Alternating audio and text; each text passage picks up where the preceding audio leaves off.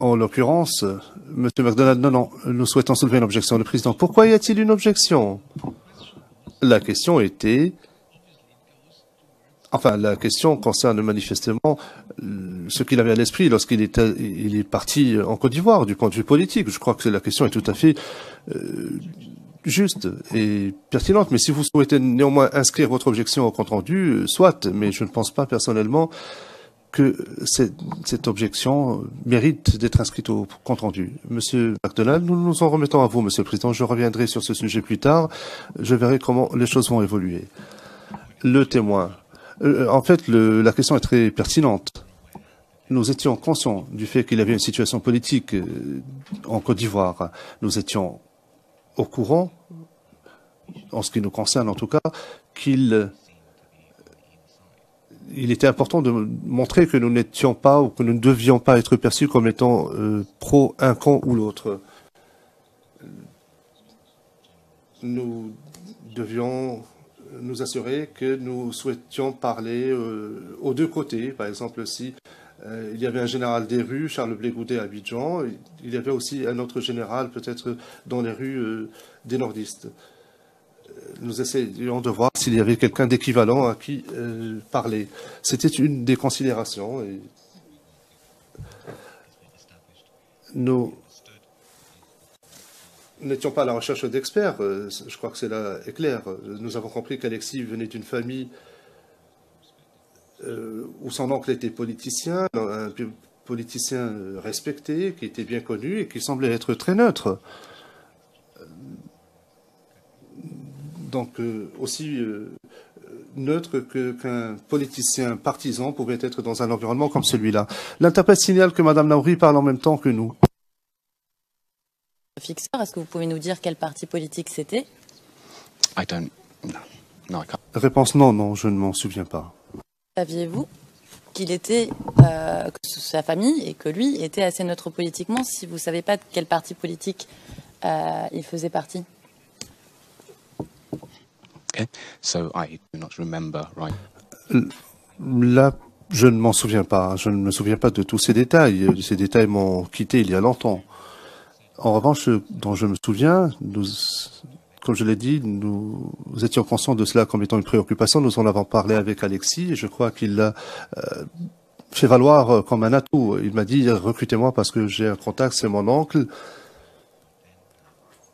Et je sais pertinemment, je m'en souviens, il y a eu une préoccupation. Les managers, différents membres de notre équipe voulaient ne pas s'associer à quelqu'un qui était associé à un camp ou à un autre. Et nous avons discuté avec un certain nombre de journalistes qui savaient qui était l'oncle d'Alexis. Nous avons dû leur poser la question. Le président interrompant. Je vous pose une question de façon très directe. Est-ce que vous avez été envoyé, orienté dès le début? Est-ce qu'on vous a demandé dès le début de cette mission en Côte d'Ivoire, est-ce qu'on vous a orienté vers un côté, vers un camp plutôt que l'autre, pour soutenir un camp plutôt que l'autre? Est-ce que c'était le résultat escompté de votre travail? Réponse non, pas du tout. Pas du tout. Dans ce conflit, il y avait deux camps. Nous sommes journalistes. Et pour faire un film intéressant, il est important de rencontrer des représentants des deux camps. Comme je l'ai dit, s'il y a un général des rues d'un côté dans le sud, il est important de rencontrer un général des rues du nord. Il ne s'agit pas simplement de la déontologie journalistique, c'est ainsi que je fais mon travail. D'accord. Et pour finir sur ce sujet, est-ce que vous, personnellement, vous avez fait des recherches sur qui était l'oncle de votre fixeur? Des recherches indépendantes, sans appeler des amis journalistes. Est-ce que vous saviez que c'était un ancien Premier ministre, pour commencer? Est-ce que ensuite vous avez fait des recherches sur ce Premier ministre, pour savoir dans quel gouvernement il avait été, ce Premier ministre? Quelle était son affiliation politique? Est-ce que cette affiliation politique... Bon, j'arrête là, puisque je pose... c'est des exemples, hein, évidemment. Vous n'avez pas besoin de répondre à chaque question que je viens de poser. Mais comme ça, vous comprenez exactement ce que je veux dire. Okay. Oui, bien. Je crois que j'ai consulté la page Wikipédia le concernant, j'ai vu une compréhension assez sommaire de qui il était, mais comme je l'ai indiqué de façon claire devant cette cour, je ne suis pas un expert en matière de Côte d'Ivoire. Le juge président interrompant, vous voulez dire, lui, vous parlez de l'oncle, pas du fixeur. Réponse oui, de l'oncle. J'ai donc lu sa page Wikipédia. Je ne suis pas expert s'agissant de la Côte d'Ivoire. Donc, pour comprendre l'importance du travail qu'il a fait auprès du gouvernement, il était important de connaître cette personne pour savoir si c'était quelqu'un de neutre ou pas. Mais dans l'ensemble, il est devenu très clair que c'était le politicien le plus neutre, le plus neutre dans un environnement politique partisan. D'accord, merci monsieur le témoin. Alors,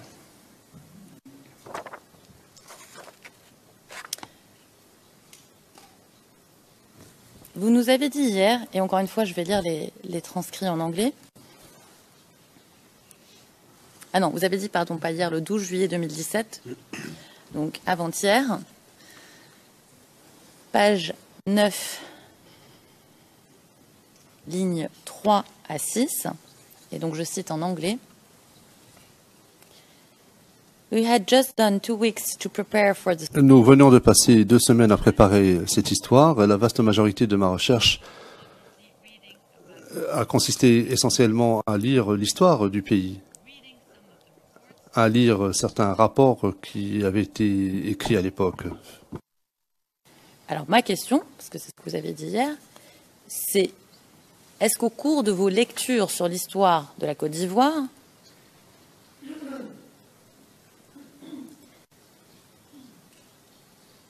qu'est-ce que vous avez appris sur l'histoire récente de la Côte d'Ivoire?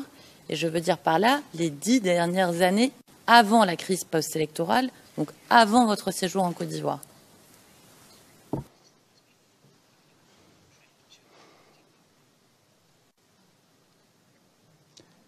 I read about the 2000. J'ai fait des lectures au sujet des incidents survenus en 2004. J'ai fait des lectures sur le conflit entre l'armée française et l'armée ivoirienne. J'ai lu que les Français ont détruit des hélicoptères ivoiriens pour diminuer leur capacité militaire. J'ai fait des lectures sur Charles Bégoudé, son nom avait été évoqué. J'ai lu quelque peu au sujet des sanctions relatives à ces incidents. Oui, c'est à peu près tout. Et c'était assez sommaire. Mais j'insiste à nouveau pour dire que je ne suis pas expert, je ne prétends pas en être un, je n'ai jamais cherché à en devenir un. J'ai simplement cherché à comprendre de façon assez sommaire ce qu'il en était de la situation pour ne pas offenser qui que ce soit ni nuire à ma capacité de faire mon travail.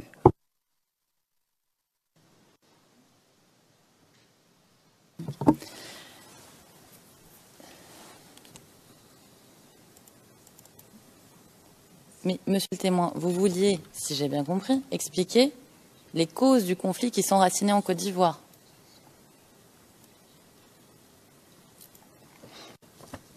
Not particularly. Non, pas particulièrement. Nous attendions à ce que dans le cadre de notre documentaire, pour ne pas être négligent en tant que journaliste, nous ne voulions pas produire quelque chose sur une action sans avoir d'explication. Mais je dois préciser aussi que notre série, et j'en ai parlé au premier jour de ma déposition, je le mentionne à nouveau, notre série n'est pas une série, il ne s'agit pas d'une étude approfondie, détaillée et analytique, impliquant des personnes ayant une connaissance experte sur le sujet. Et je ne sais pas de prendre cela à la légère, je ne plaisante pas, nous avons... Donc, nous ne sommes jamais attendus à ce que notre documentaire devienne une sorte d'analyse de l'histoire de la politique de façon approfondie. La greffière d'audience, est-ce que vous pouvez patienter pour permettre aux interprètes de la cabine française d'achever leur interprétation?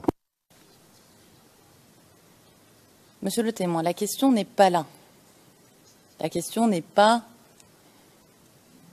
du détail dans lequel vous vouliez faire votre documentaire. Mes questions que je vous pose aujourd'hui, c'est pour que nous puissions comprendre, parce que vous êtes journaliste, d'un point de vue journalistique, quelles sont les recherches que vous avez effectuées, quelle était votre connaissance en tant que journaliste, pour aussi comprendre ensuite les images que vous avez filmées. Donc ça, c'est ce que nous faisons ici aujourd'hui. Et on ne discute pas du degré, de la spécialité de ce que votre documentaire devait refléter.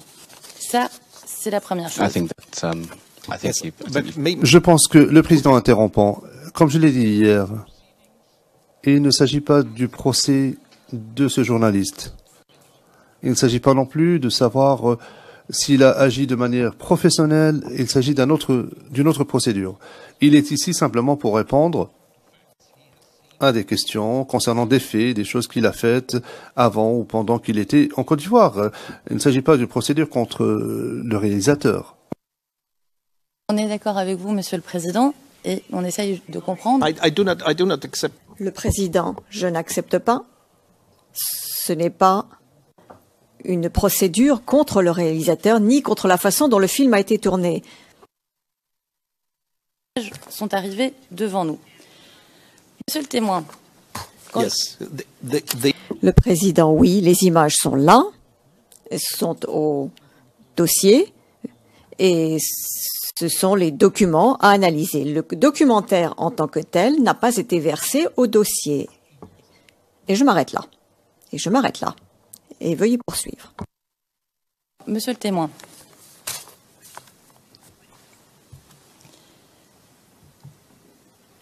Je vous ai posé une question juste avant cet échange sur les recherches que vous avez, sur le fait que vous cherchez à comprendre les causes du conflit. Vous m'avez dit non.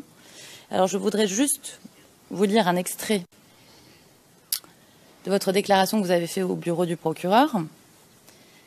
CIV-OTP-0017-0003, page 0007, paragraphe 13. Et vous dites, et je cite, « À ce moment-là, nous nous intéressions à ce qu'il se passait en Côte d'Ivoire parce que nous voulions expliquer les causes du conflit qui s'y enracinaient.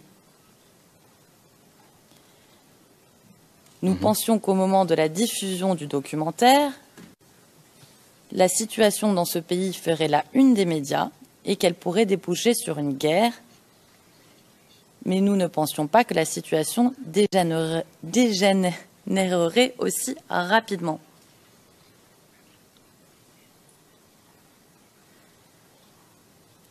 Alors, est-ce que c'est... I think the word... Réponse.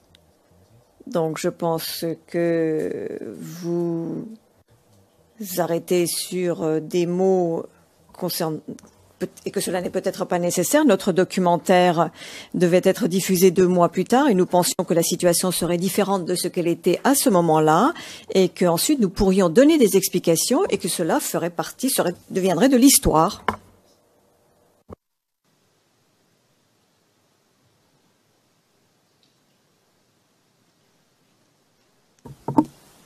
Ça fait sens, mais pour comprendre la réalité que vous allez voir en arrivant sur le terrain, vous devez aussi comprendre l'histoire du pays.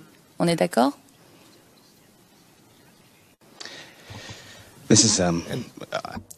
Réponse. Je pense que c'est une obsession. Le président interrompant, j'arrête les choses là maintenant.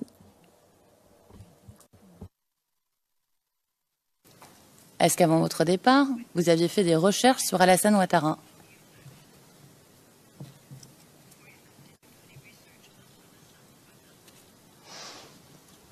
A little, I believe. Réponse. Un peu, je pense. J'ai lu sa page Wikipédia. Des recherches sur les rebelles en Côte d'Ivoire?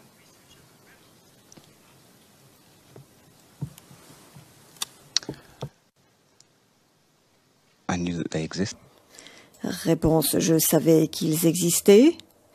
Je savais à peu près depuis combien de temps ils étaient là. Je savais à peu près également leurs objectifs, de manière générale. Mais au-delà de cela, et je le répète, ma façon de procéder sur le plan journaliste est très liée à l'expérience. Donc j'ai besoin d'aller sur le terrain, de rencontrer les principaux acteurs qui peuvent m'expliquer des choses par eux-mêmes.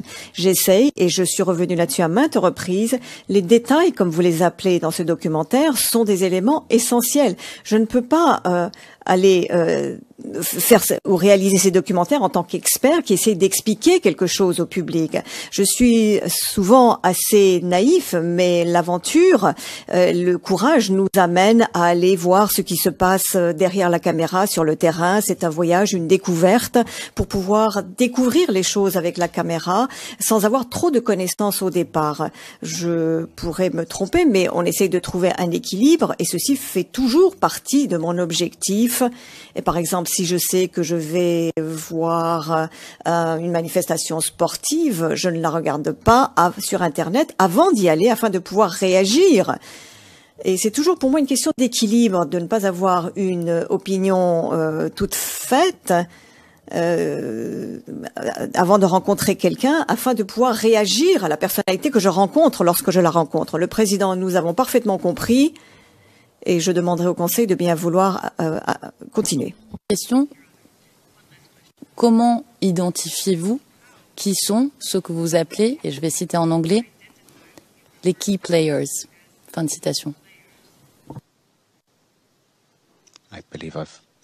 Réponse. Je pense que je l'ai déjà indiqué. Le président interrompant, nous avons parfaitement compris. Le témoin, j'ai parlé à d'autres journalistes. D'accord.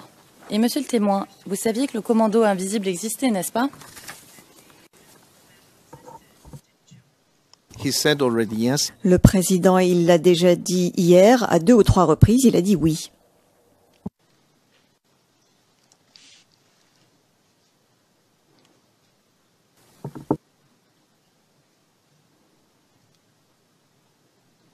Monsieur le Président, sur les thèmes déjà abordés, nous avons à chaque fois qu'une ou deux questions de clarification, comme sur le commandant invisible. C'était juste pour remettre le thème sur, pour dire qu'on parlait du commandant invisible.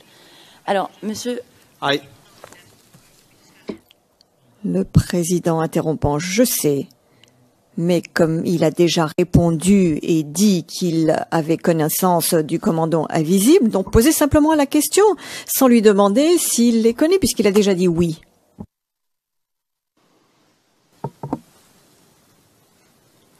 Alors ma question concernant le commandant invisible, est-ce que vous savez avec qui ou contre qui le commandant invisible s'affrontait à Abidjan?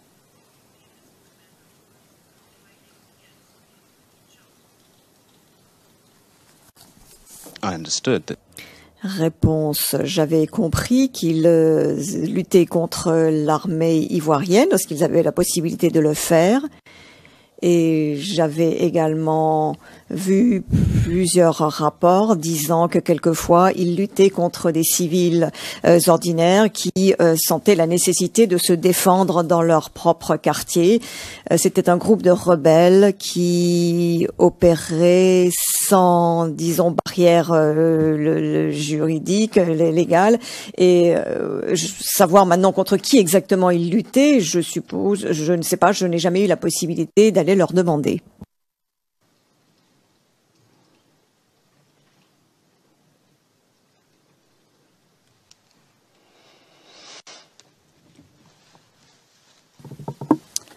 Très bien. Alors, je voudrais revenir très brièvement sur les élections.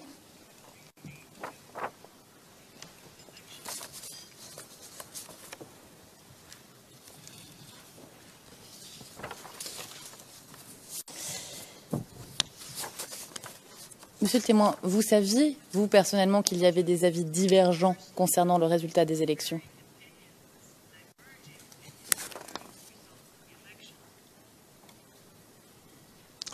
As I indicated.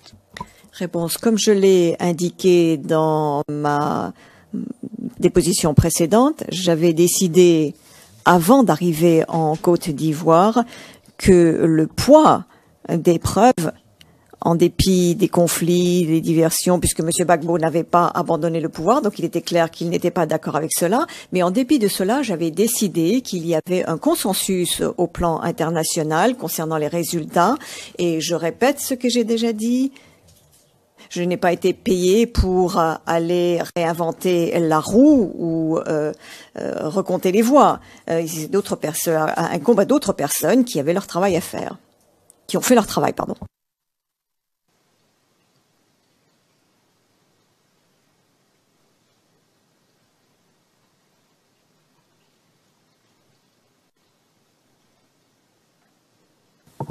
D'accord. Et monsieur le témoin,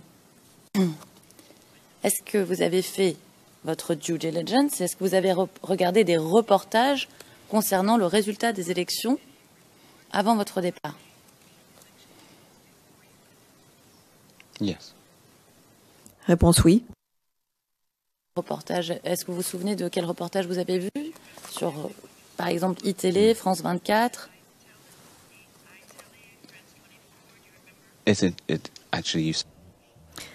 Réponse. Vous avez dit regarder et j'ai répondu oui. En fait, j'ai simplement lu. Je n'ai rien vu ni regardé, mais je pense avoir lu quelques articles. Je ne pourrais pas vous dire où, mais c'était probablement dans la presse française parce que la presse anglaise n'en parlait pratiquement pas.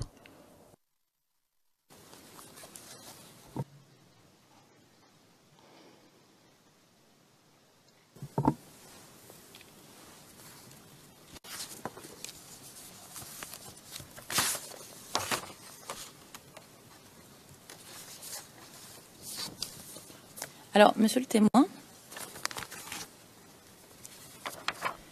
vous avez répondu hier à la question, et je cite le transcrit français, page 19.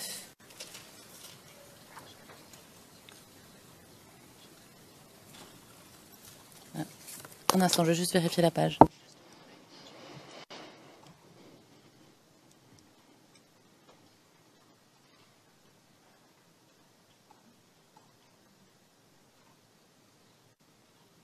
Alors, on va vérifier la page puisque j'ai que les lignes, mais je vais vous donner la page après la citation. Vous avez dit hier, en réponse à la question, et je cite, et c'est les lignes 19 à 25 de la page que je vais indiquer sous peu, « Monsieur le témoin, lors de votre mission pour établir les faits sur la crise ivoirienne, est-ce la première fois d'entendre cette motivation de la lutte des jeunes pour la plus tard, à savoir la défense de la Constitution ou des institutions de la République? » Vous répondez « Non, ce n'est pas la première fois que j'entendais ce genre d'idée. » Alors, ma question, c'est est-ce qu'une fois sur place... Bien sûr, monsieur le Président.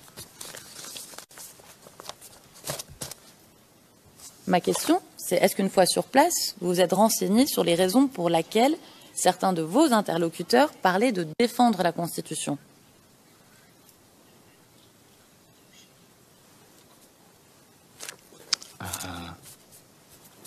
They often explain. Réponse. Ils m'ont souvent expliqué eux-mêmes pourquoi est-ce qu'ils sentaient le besoin de défendre la Constitution. Est-ce que vous voulez que je vous explique ce qu'ils m'ont dit? Ils ont dit donc... J'essaie de me souvenir des détails, c'est difficile. Il y avait quelques incohérences constitutionnelles dans les élections telles qu'elles avaient eu lieu, dans la façon dont on avait fait le décompte des voix et diverses ingérences d'agences extérieures. Et on a l'impression que la Constitution n'avait pas été réellement appliquée dans sa totalité. Et c'est quelque chose qui les attristait. Est-ce que vous saviez que le Conseil constitutionnel avait déclaré Laurent Gbagbo président élu de la Côte d'Ivoire le 3 décembre 2010?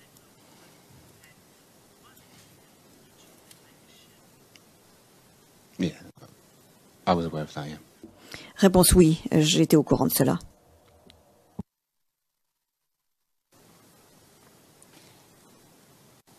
Et est-ce que vous saviez que la commission électorale indépendante n'avait pas les pouvoirs de prononcer, selon la Constitution ivoirienne, les résultats définitifs de l'élection? Le témoin, je ne savais pas, le président interrompant. C'est une façon un peu détournée de poser la question.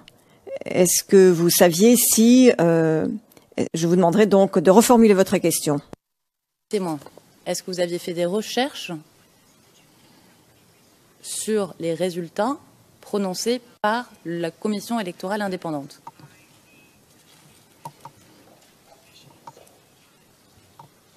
I'm going to keep. Réponse. Je vais continuer à redire ce que j'ai dit à maintes et maintes reprises.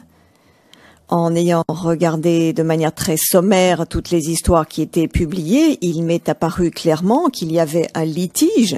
Et plutôt que d'essayer de réinventer la roue, j'ai simplement regardé ce que des organisations internationales respectées, dont le travail consiste à se prononcer sur ces choses, disaient.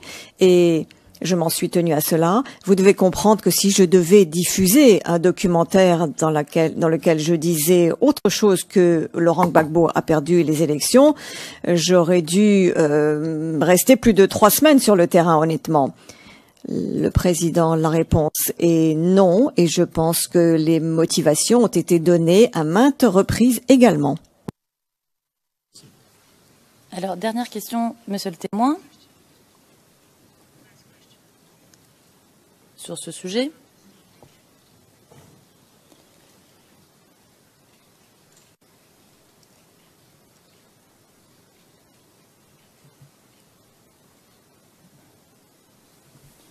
Si plusieurs personnes vous parlaient de l'égalité constitutionnelle,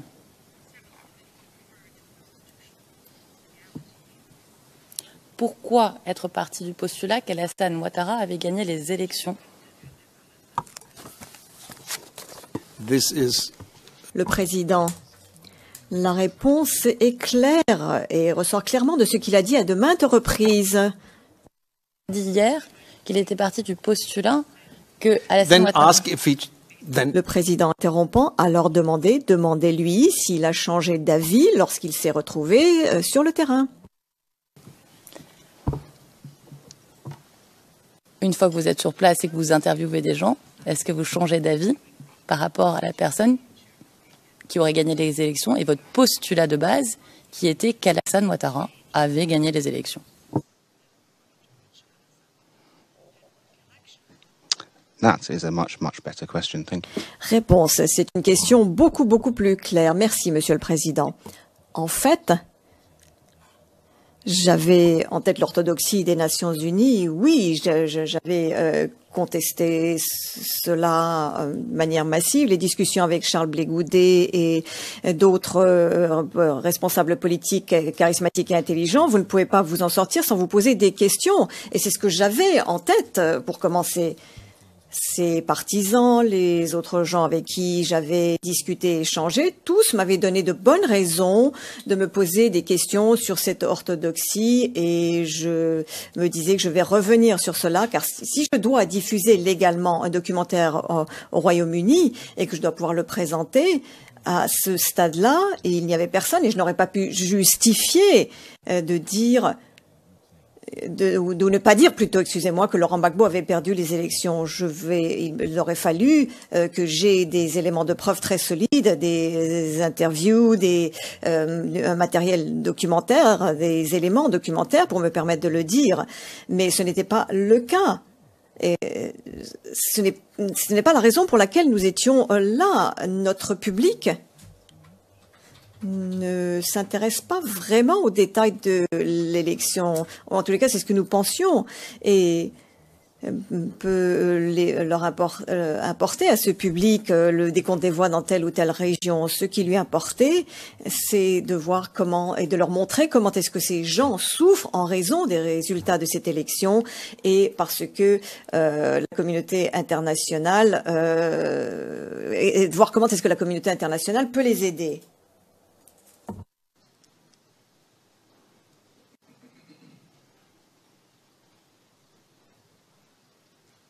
D'accord. Alors, monsieur le témoin, je voudrais revenir brièvement sur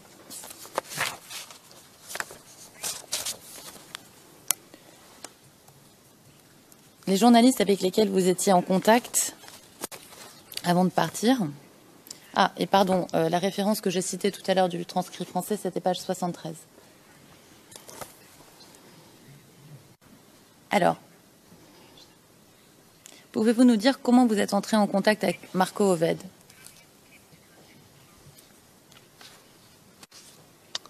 Marco works for the Associated Press. Réponse: Marco travaille pour Associated Press. Il a écrit des articles et qui me prouvaient clairement qu'il était basé à Abidjan. Que vous avez discuté avec Marco Oved de personnes à rencontrer lors de votre séjour en Côte d'Ivoire?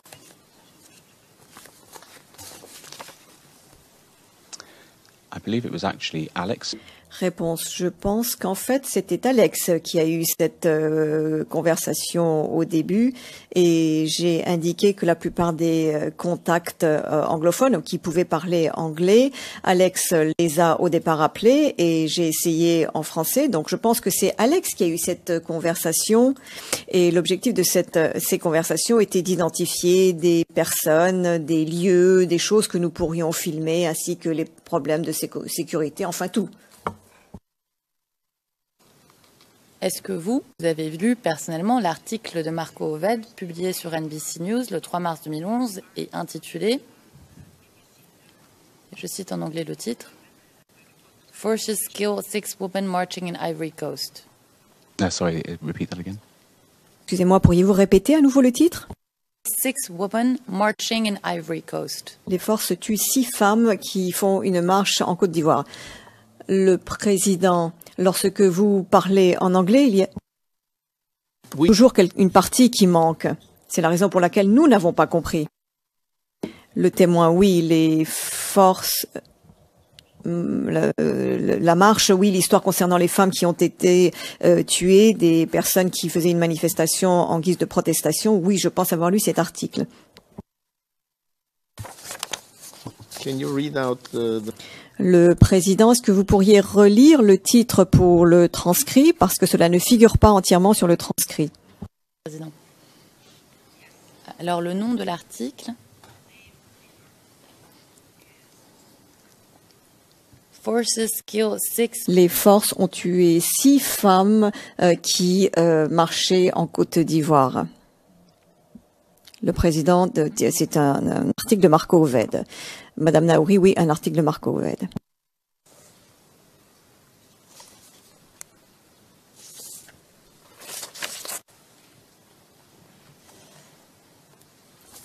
Alors, monsieur le témoin,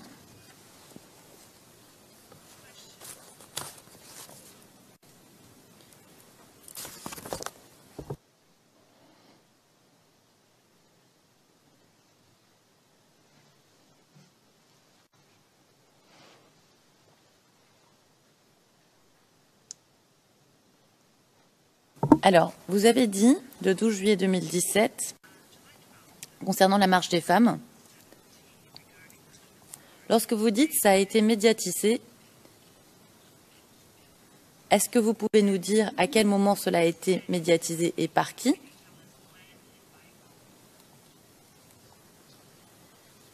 Donc ça, c'est page 79 à partir de la ligne 6. Et vous faites la réponse à la ligne 12. C'est une question à laquelle il est difficile, relativement difficile de répondre.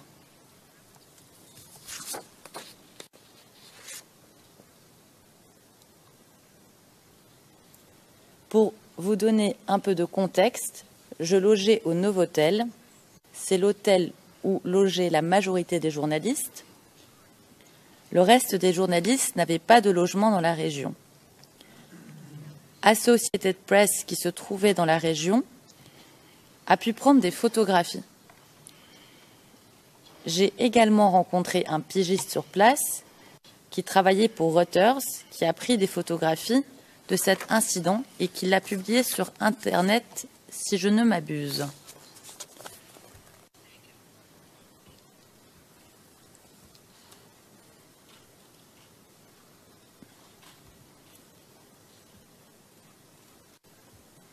Fin de citation. Ligne 20. Alors, monsieur le témoin, est-ce que vous pouvez nous dire qui est le pigiste de Reuters qui vous a dit avoir pris des photos de la marche des femmes?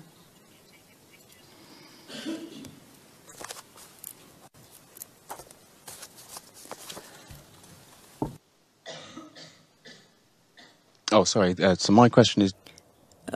Réponse. Ah, excusez-moi, vous voulez que je vous dise qui était ce... Je ne sais pas, en fait. Le président interrompant. Puis-je vous poser une question? Savez-vous directement, avez-vous connaissance directement de quelque chose concernant cette marche des femmes? Le témoin, non, pas vraiment, je n'y étais pas. Le président, vous n'y étiez pas. Deuxième question, est-ce que cela faisait partie de votre travail ou est-ce que c'est quelque chose qui est intervenu dans le cadre de de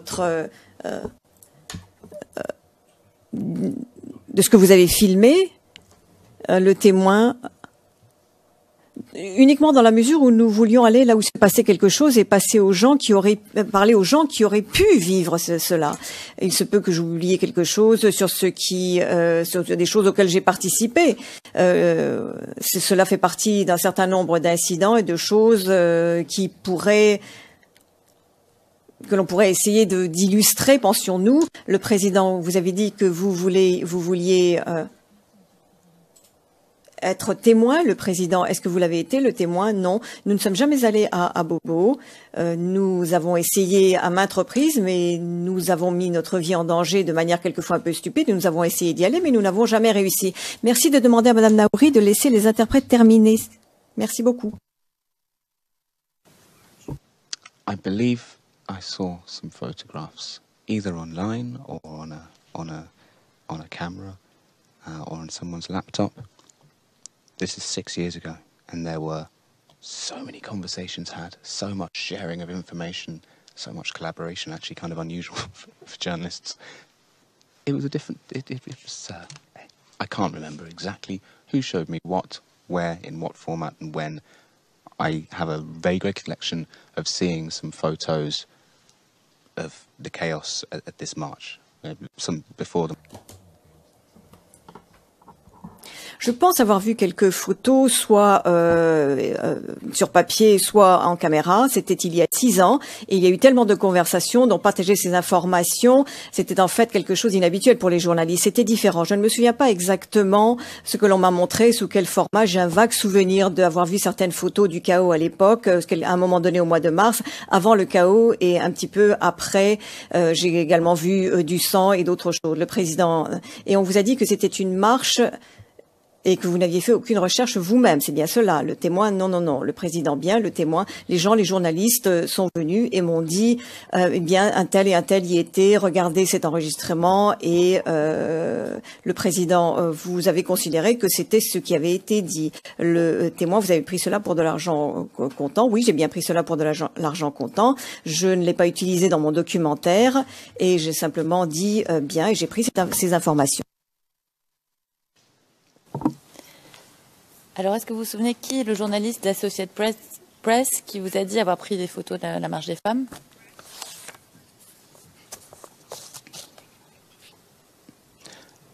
To clarify, actually. Réponse pour préciser.